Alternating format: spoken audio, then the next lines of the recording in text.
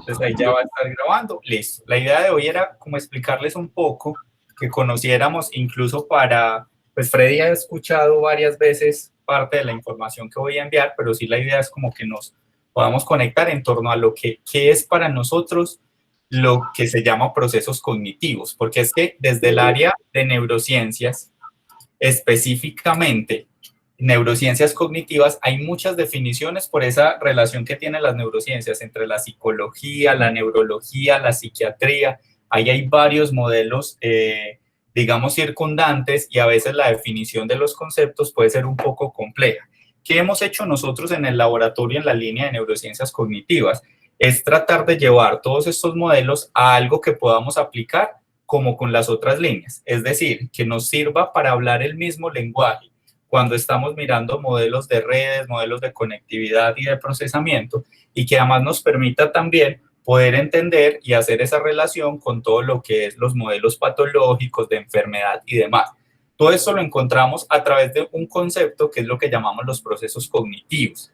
Para nosotros, eso que otros llaman funciones mentales superiores, eso que los otros llaman como desde esa tan abstracta mente como tal, nosotros lo hemos denominado, lo hemos tratado de llevar hacia lo que llamamos los conceptos de los procesos. Y dentro de los procesos, todo lo que llamamos como procesos cognitivos, para poder indicar y explicar todo lo que es el comportamiento humano. Comportamiento no entendido desde esta abstracción y como digamos de esta dimensión grande de pensamiento y demás, sino comportamiento desde las acciones que llegan o que hacen que un individuo interactúe con su medio. Ese individuo y ese medio lo vamos a tratar de deducir a nivel de señales, señales fisiológicas. Entonces vamos a entender esa relación entre el sistema nervioso, ¿cierto? Cerebro y todos los diferentes componentes con un entorno de estímulos físicos, químicos que van a interactuar y que van a estar modulando y generando respuestas. Para nosotros, digamos que este marco funcional está dado, ¿se ve bien la diapositiva? Perfecta. Listo. Entonces, este marco funcional está dado principalmente por unas vías de entrada, una información que para nosotros es información sensorial, quiere decir cómo los diferentes órganos de los sentidos van a tomar la información, ya sean estímulos físicos, químicos y demás, y van a hacer un fenómeno que llamamos de transducción. Este fenómeno de transducción lo que está haciendo es tomar estos estímulos físicos o químicos y convertirlos o representarlos, pues, o cambiarlos en estímulos o en señales eléctricas. Eso es lo que llamamos ese proceso de transformación o ese proceso de conversión desde una señal o un estímulo físico-químico a una señal eléctrica. Esta señal eléctrica, desde el punto de vista fisiológico, nos está hablando de un intercambio de iones. Y esos intercambios de iones, dependiendo del sentido por el cual están ingresando, van a tener unas características específicas. Esas características específicas van a estar dadas no solo por el estímulo y por ese proceso de transducción, sino adicionalmente por el área cerebral que va a ser encargado de recibirlo y procesarlo.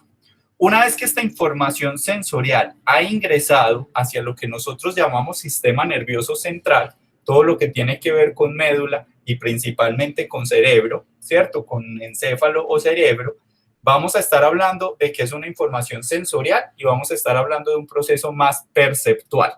Una vez que esto llega al sistema nervioso, y ahorita profundizamos un poquito más en esto, este sistema nervioso va a empezar a hacer ese procesamiento, similar a lo que ocurre en los modelos de informática, donde yo tengo una entrada de la información, un procesamiento y posterior a ese procesamiento yo puedo generar una respuesta que se puede ir hacia el exterior, que en nuestro caso es lo que llamamos comportamiento, y unas respuestas que quizás no se vayan al exterior, sino que nos sirvan como una nueva entrada a este proceso para yo hacer otro proceso posterior. Por ejemplo, cuando yo veo una cara, yo la proceso, reconozco la cara, y esa salida, ¿cierto? Posiblemente va a ser reconocer la cara, pero entrar al sistema de memoria para yo poder reconocer el nombre de esa persona. Después de reconocer el nombre de la persona, ahí generé una segunda respuesta, pero yo vuelvo y traigo esta información para poder saber si es familiar o no y si la voy a saludar o no. y ahí sí genero la respuesta comportamental, que es el saludo, pero miren que yo ya pasé por 3 procesos previos que me permitieron llegar a esa respuesta. Entonces, ese es como el esquema de lo que nosotros hablamos de los procesos cognitivos, tratar de mirar cómo la entrada de la información se da a partir de unos estímulos químicos o físicos, cómo va a tener unas características, cómo diferentes estructuras corticales se encargan, corticales y subcorticales, perdón, se encargan de procesar esa información y cómo vamos a generar respuestas que nos permiten interactuar con esos medios. En todos esos esquemas, entonces, nosotros tenemos unos sistemas sensoriales principales que son los reconocidos a través de los diferentes órganos de los sentidos, la visión, la audición, toda la parte de olfato, gusto, y algo muy importante que cobra relevancia recientemente en neurociencias cognitivas y que nosotros tenemos que tener en cuenta es todo lo que tiene que ver con tacto, presión, dolor e incluso la propiocepción. La propiocepción es esa información que nos permite saber cómo están cada uno de nuestros diferentes órganos o de nuestras diferentes estructuras corporales. Por ejemplo, hay muchos estudios que han visto la relación entre emoción o entre contenido afectivo y el latido del corazón, la frecuencia respiratoria. Entonces son señales o son informaciones que se van a integrar a nivel de estos núcleos corticales y subcorticales y que nos permiten generar una información. ¿Cómo vemos nosotros este proceso?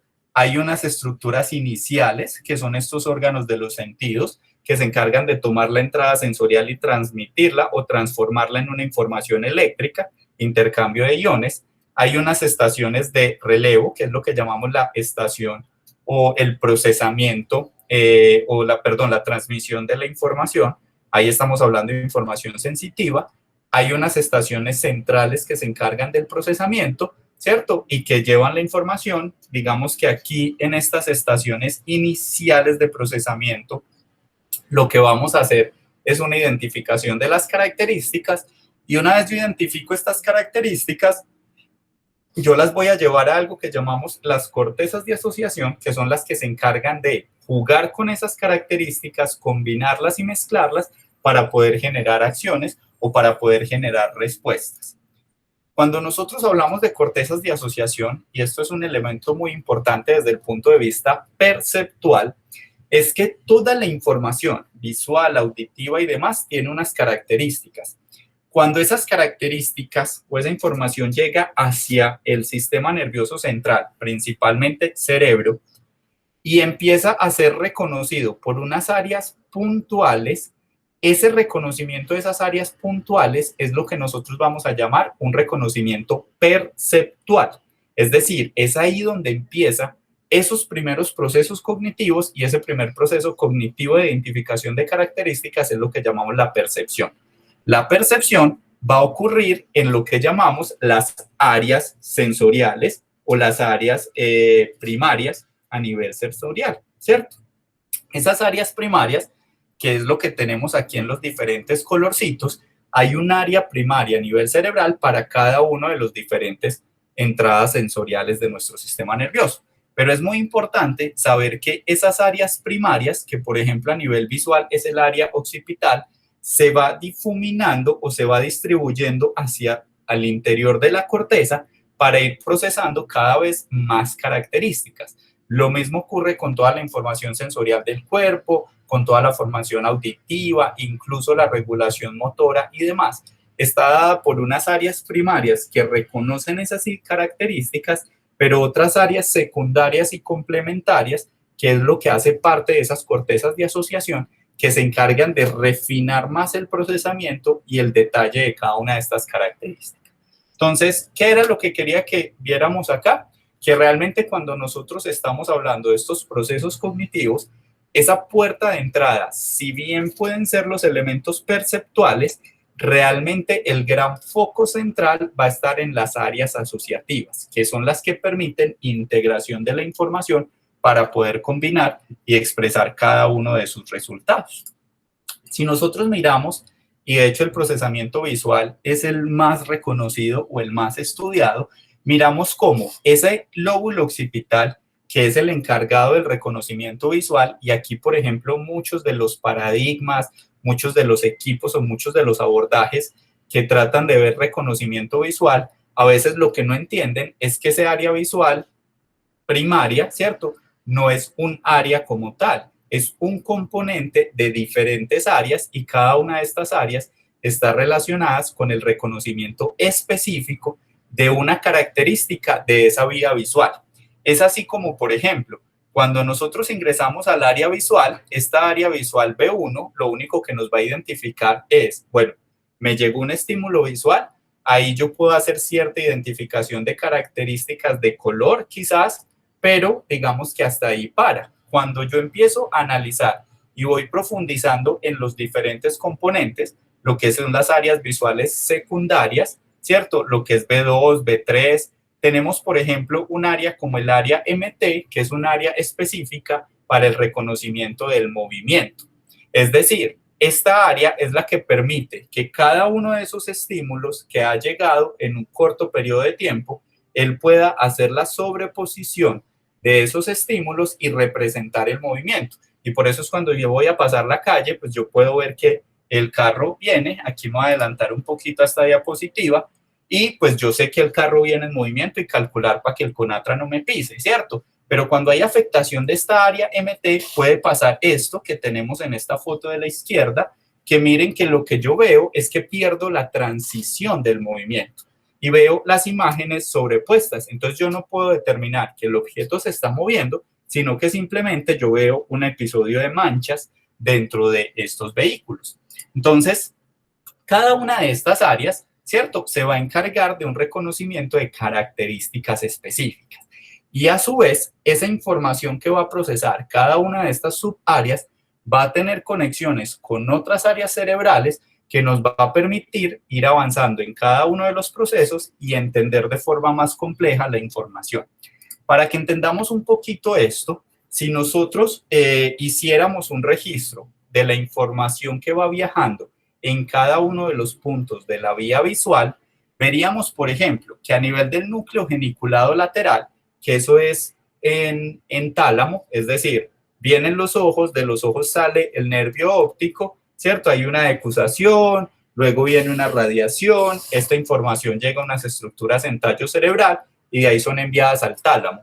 En el tálamo, si nosotros miráramos qué información están transmitiendo esas neuronas de esta casita, ¿cierto? Digamos que en el tálamo nosotros solo estamos transmitiendo puntos, es decir, estimulación de luz, nada más. Ahí no tenemos ninguna otra información. Si nosotros vamos avanzando un poquito más y miramos en el área B1, que es esta área occipital, ¿cierto? El lóbulo occipital, el primer componente del área visual, veríamos que aquí estos puntos nos empiezan a mostrar una orientación, pero incluso la característica de color todavía no la tenemos muy bien determinada. Yo tengo que seguir avanzando y más o menos hasta el área B4, es decir, ya no estamos hablando de áreas primarias, sino de áreas asociativas. Esta área B4 es la que se encarga de empezar a dar formas, pero formas básicas casi que en dos dimensiones, ¿cierto? A veces logra hacer como la forma 3D, pero generalmente se queda más en formas básicas porque lo único que hace es unir punticos, ¿cierto? Y yo tengo que ir avanzando casi hasta el lóbulo temporal, es decir, salirme de áreas visuales de reconocimiento visual y meterme hacia los lóbulos temporales para ya poder entender figuras más complejas como lo son los triángulos, los cuadrados. Y si yo quiero asociar que un triángulo y un cuadrado me forman una casa y dar el nombre de casa, ya me tengo que meter en estructuras del lenguaje.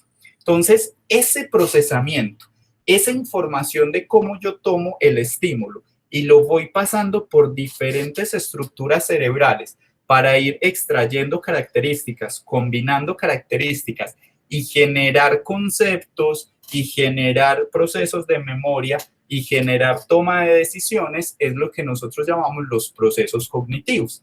Y se diferencia un poco de la psicología porque aquí la idea no es cortar y decir esto es memoria y hasta aquí va la memoria, aquí empieza la función ejecutiva, sino que desde el punto de vista de los procesos cognitivos, nosotros tratamos de entender cómo desde el origen de la señal en el órgano sensorial y cómo toda la transmisión incide en la forma en la cual el individuo va a ejecutar una acción o el individuo va a generar una respuesta como tal comportamental.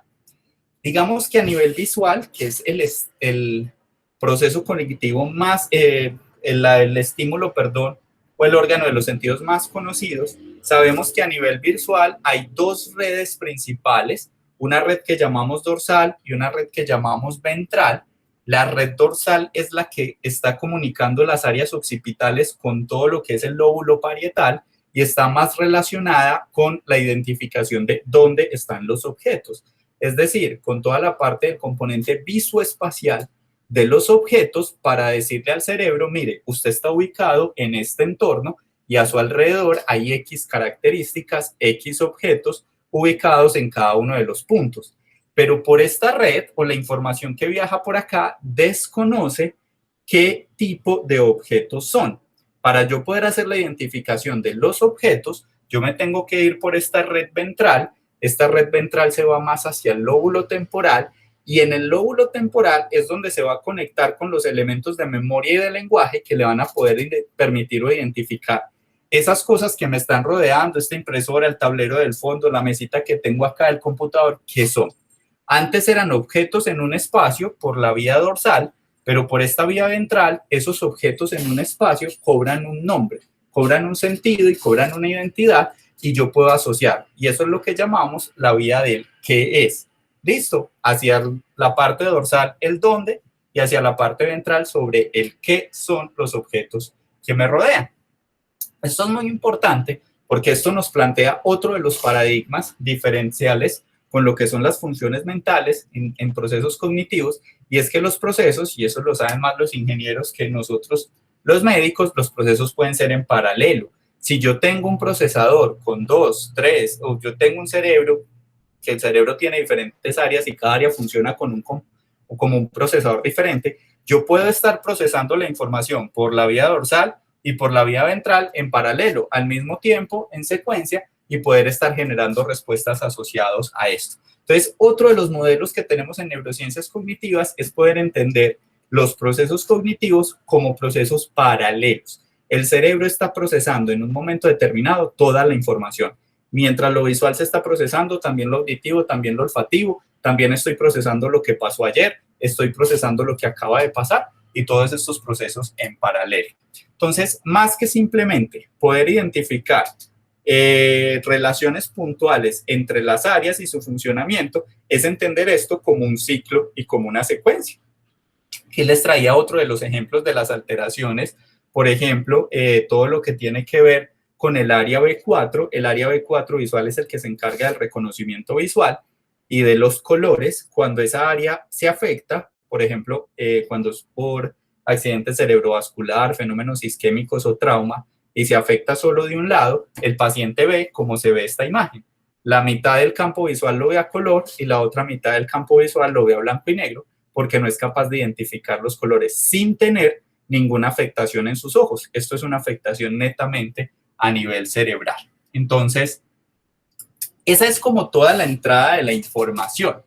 Pero si bien la información a nivel sensorial tiene unas características, si bien a nivel sensorial tiene una información que va a ser reconocida a nivel perceptual, hay una información de los objetos que todavía no está muy bien delimitada sobre cuál está. Desde el punto de vista de procesos cognitivos, nosotros lo hemos querido llamar la relevancia de la información, pero hay otros más románticos que lo llaman es la emoción. Listo, entonces ese contenido que llamamos emocional de la información, nosotros lo llamamos, es un contenido de relevancia. ¿Qué diferencia hay entre que yo vea una persona y una persona que me gusta? Las dos son personas, ¿cierto? Pero para mí la que me gusta es mucho más relevante y yo por eso le atribuyo una emoción a esa persona, ¿cierto? Nosotros no lo llamamos emoción, sino que decimos, no, eso no es una característica como tal emoción. La emoción nosotros desde los procesos cognitivos lo llevamos más hacia una función más racional, aunque suene irónico, pero lo tomamos algo más racional, eso del amor, los sentimientos y demás lo llevamos más hacia lo racional y lo dejamos como relevancia de la información. ¿Quién se encarga de la identificación de esta relevancia? Una estructura que es la amígdala. La amígdala cerebral es la que se encarga de determinar la relevancia de la información. Entonces, ¿cómo ocurre esto? Cuando la información llega a nivel visual, ¿cierto? O a través de cualquier sentido, nosotros, como lo veíamos ahorita, tenemos una vía que llamamos racional o del procesamiento de esa información. Esa información va desde el tálamo, en el tálamo llega a las áreas visuales y en las áreas visuales hacíamos la identificación de las características, color, forma, reconstrucción 3D y nombre y demás. Pero en paralelo que esa información viajó hacia allá, hay una vía que algunos autores dicen que es posterior a que la información llegue a B1. Hay otros autores que dicen, no señor, eso es previo a que llegue a B1. Ahí están involucrados los folículos superior, ¿cierto? Que son unas estructuras de tallo cerebral. ¿Qué pasa con esto? Ellos reciben la información y vuelven y se comunican con el tálamo, pero con una región del tálamo que se llama el núcleo pulvinar. Este núcleo pulvinar lo que hace es, ay, perdón que esto se me chisporoteó, es tomar esa información y enviarla a otras estructuras como son la amígdala y el núcleo accumbens, que se encargan de hacer una identificación de la relevancia de la información. Es decir, vea, pilas porque esa información que acaba de ver es relevante, es diferente de otra, es porque tiene un valor de relevancia, que muchos es lo que llaman el componente emocional. Esta amígdala tiene altas conexiones y lo vamos a ver con todos los sistemas de memoria, los sistemas prefrontales, orbitofrontales y demás, y es el que se encarga de regular parte de ese procesamiento sensorial. La amígdala es la que le dice a la atención, pilas que esta información es relevante y es lo que puede ayudar que para nosotros un estímulo sea más importante que otro, ¿cierto? Si en estos momentos suena un ruido fuerte por alguna razón, o si Olga siente que se apagó el helicóptero, pues para ella eso va a ser mucho más importante que estar pendiente de esta diapositiva, porque es algo relevante. Listo, y probablemente va a cambiar su atención y toda su concentración hacia esos sistemas. Entonces, esta amígdala, que es una estructura altamente conectada, es una estructura multinuclear, se encarga de darle toda la información a las otras diferentes estructuras corticales para poder determinar esa relevancia y a partir de allí generar los diferentes estados o las diferentes sensaciones frente a la información.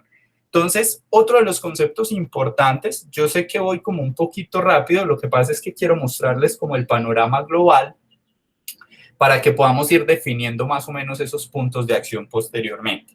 Otro de los cambios grandes que nosotros tenemos en neurociencias cognitivas y en procesos cognitivos es que esa separación de lo emocional, lo cognitivo y lo motor, nosotros lo unimos y para nosotros hace parte del mismo proceso. Son simplemente subprocesos de la información que yo voy a obtener características. Entonces no nos interesa si es emocional o cognitivo porque simplemente son subprocesos como tal. ¿Qué más podemos hacer desde el punto de vista perceptual? Yo puedo identificar características sencillas, como lo decíamos ahorita, la casa, ¿cierto? Forma, color, tamaño, pero yo también puedo identificar características muy complejas como lo son los rostros. Los rostros tienen una característica y es que tienen dos variantes importantes. Algo que llamamos las características o los aspectos cambiables de la cara y otra cosa que llamamos los aspectos invariantes. ¿Qué quiere decir esto? Dependiendo de, yo tomo la información, toda esa información, como les decía, llegaba a toda la parte occipital, pero de allí yo voy a tener dos vías para poder reconocer un rostro. Una vía que se va a centrar principalmente en los movimientos de los labios, en la expresión, en la mirada como tal, para tratar de determinar esa expresión facial a qué corresponde. Esta no se centra tanto en la persona, sino en la expresión facial. Mientras que hay otra información que va a ir hacia el giro fusiforme lateral, específicamente a lo que llamamos el área de reconocimiento de las caras, que se va a centrar en las características específicas del rostro, características que no varían y que nos van a poder determinar la identidad de la persona. Una vez estos dos elementos tienen la identificación de sus características, se van a complementar con otras áreas, van a compartir esa información y eso es lo que nos permite a nosotros entender y saber que lo que estoy viendo al frente es una cara, es una persona y le puedo dar una identidad. Este proceso, si nosotros lo miramos, para que más o menos entendamos un poquito de la temporalidad que maneja el cerebro, ocurre la identificación de las caras, o sea, de saber qué es una cara y saber la expresión facial, ocurre alrededor de 170 milisegundos después de que la información ingresó por la parte visual, ¿cierto? Y el entender, el comprender quién es, incluso el generarnos, eso que llamamos la primera impresión, cuando uno ve a alguien, identifica que es una persona, esa primera impresión se genera alrededor de los 300 milisegundos. Y lo que nosotros hacemos con EEG y con la técnica de potenciales evocados es tratar de medir estos tiempos y mirar qué cambios o qué diferencias hay en las personas enfocada con estos tiempos. Listo. No sé si tengamos alguna duda hasta acá. Muchas, me imagino. Mira tu celular que te mandé por WhatsApp, donde estoy poniendo cuidado en la conversación. No, yo estoy por allá poniendo todo cuidado. Ok, eso está muy bien, eso está muy bien. Ya vamos a hablar precisamente de esto de atención. Vean, yo creo que nos va a dar para hablar de atención y dejar los otros más complejos para adelante, pero para dejarlos como conectados con esto, ¿cierto? Y como les digo, ahí me disculpan el que les haya dejado la intriga, pero ¿qué es lo que pasa? Ya vimos cómo ingresa la información al cerebro, muy a grosso modo, y lo que les decía, si nosotros quisiéramos mirar puntos de encuentro entre todo lo que es el modelado matemático o el análisis de señales, yo creo que una de las características importantes y una de las áreas centrales que nos puede permitir construir más adelante es entender muy bien cómo llega la información a esas primeras áreas sensoriales, porque es que el procesamiento grande, si bien uno lo divide por procesos cognitivos, que son los que vamos a ver, atención, memoria, lenguaje, función ejecutiva, control motor y demás, realmente eso no es tan importante a nivel cerebral, sino que hay tres momentos grandes. Un primer momento que es el procesamiento de esa información sensorial. Un segundo momento que es todo lo que es la toma de decisiones. Y dentro de toma de decisiones es cómo yo integro lo sensorial, cómo lo analizo, cómo lo conjugo para definir, darme un contexto, ¿cierto? Saber en dónde estoy, pero en dónde estoy desde todos los puntos de vista. Eso del contexto es muy complejo. Y una vez que tengo ese contexto, pues yo tengo que decidir qué tengo que hacer. Y acuérdense que esto estamos hablando de alrededor de 600, 700 milisegundos. O sea, en menos de un segundo yo tengo todos estos bloques. Entonces yo creo que el esquema de trabajo lo podríamos plantear en enfocarnos en esa primera área, ¿cierto? Que es la de entrada de la información e identificación de características. Un segundo bloque de procesos que podríamos abordar es todo lo que es la generación del contexto y el análisis de esa información. Y un tercer bloque que es todo lo que tiene que ver las respuestas. En el primero estamos más dentro de todos los dispositivos que nos permiten hacer identificación o modulación de el entorno externo, es decir, dispositivos de realidad virtual, diferentes elementos para la interactividad del sujeto con dispositivos. El segundo está anclado en todo lo que podríamos hacer a través de dispositivos de intervención, rehabilitación y estimulación. Y el tercero está muy enfocado en todo lo que tiene que ver con interfaz cerebro-máquina, relación, digamos que entre los dispositivos, exoesqueletos y demás, ¿cierto? Esos son como los tres bloques grandes que podríamos hablar. No sé, yo creo que los voy a dejar como con mucha intriga.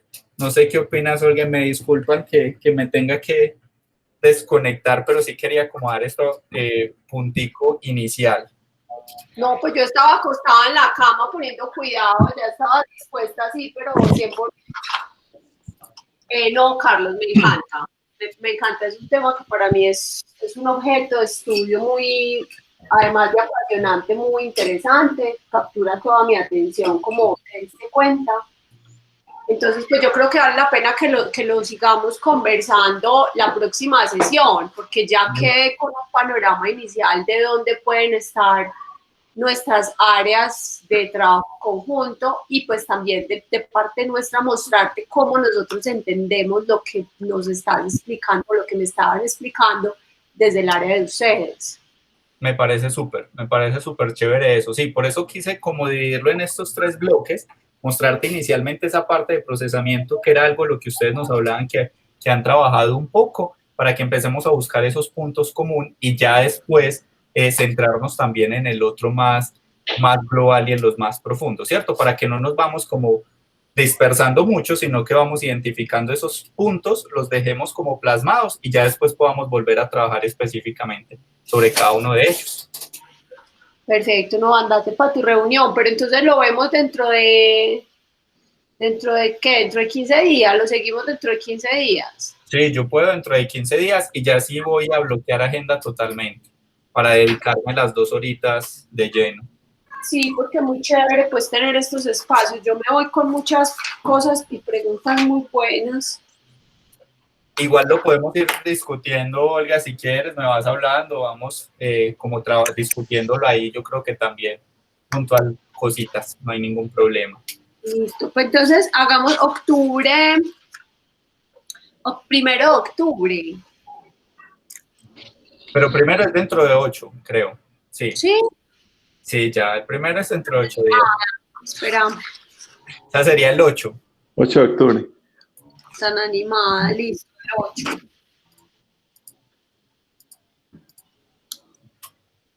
Sí, sería ese 8 de octubre. Yo creo que se acabó de conectar Cristian. Ah, parce, llegó a los aplausos. No, estamos lo mismo. Ah, listo.